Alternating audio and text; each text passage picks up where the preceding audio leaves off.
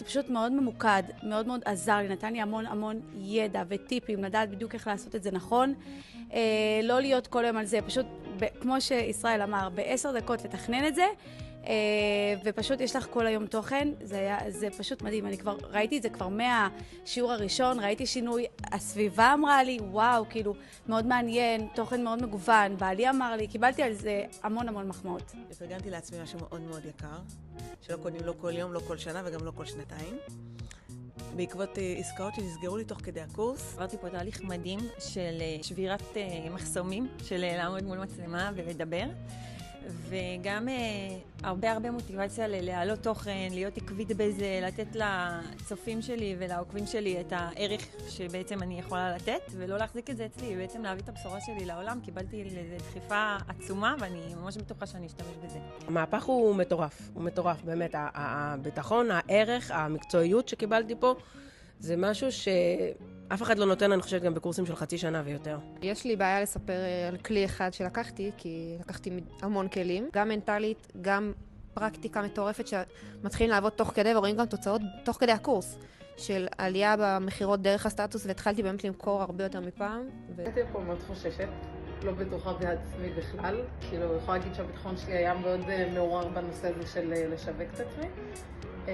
וכן, עשו פה שינויים של להבין את הדברים אחרת, להסתכל עליהם אחרת, להבין שיש אפשרות לפרוץ קדימה. איך להעלות את התוכן בעריכה יותר מושכת את העין, וכמובן בסופו של דבר לדייק כמה שיותר את התוכן ללקוחות שלי ולקהל יעד שבסוף יגיע אליי. עכשיו אני יודעת איך להסריט, איך לערוך, לעשות יותר נכון ולחסוך הרבה עריכה, להעלות בכיף ולבנות לעצמי תוכנית איך אני רוצה לשתף ומה. לי בעצמי גם זה עשה מאוד טוב לראות איך אני פורחת יותר. אני בטוחה שיש המון בנות שיושבות בבית ומתוסכלות מעצמם. בנקודה הזאת זה נותן חד משמעית את המענה.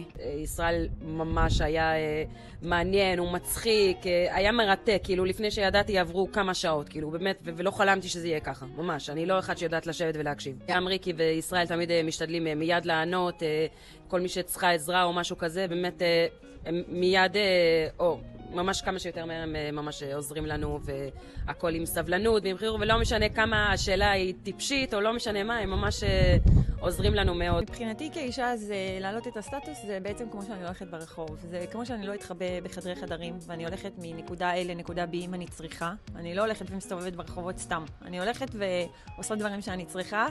אז ככה זה מבחינתי גם הסטטוס. אני מעלה ערך לאנשים שצריכים את הערך הזה. בסוף, כמו שאני מקבלת אנשים בקליניקה, אני רוצה שאנשים גם יראו אותי בסטטוס. זה לא אנשים מאוד זרים, זה אנשים שהם פוטנציאלית יהיו לקוחות שלי, וכמו שאני אדבר בפניהם בפנים אל פנים, אני אדבר בפניהם גם בסטטוס. בטוחה שתגיעי מאוד רחוק. תודה, איתכם זה יותר אפשרי.